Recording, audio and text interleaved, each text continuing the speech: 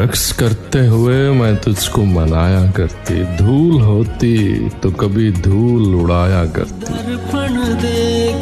किसी धागे से बंधा आता अगर तू मेरे पास, मन्नतों वाले दिए रोज जलाया करती। मैं शजरकारी के मौसम में उगाती कोई पेड़ और मोहब्बत से परिंदों को बुलाया करती।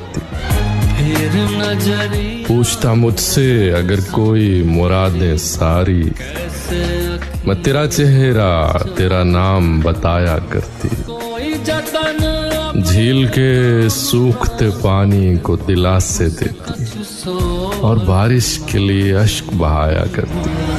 पिया मुझसे बोलते ना मोरा, पिया मुझसे बोलते ना।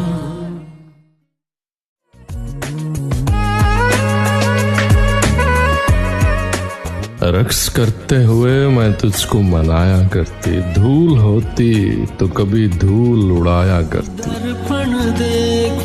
किसी धागे से बंधा आता अगर तू मेरे पास, मन्नतों वाले दिए रोज जलाया करती। मैं शजरकारी के मौसम में उगाती कोई पेड़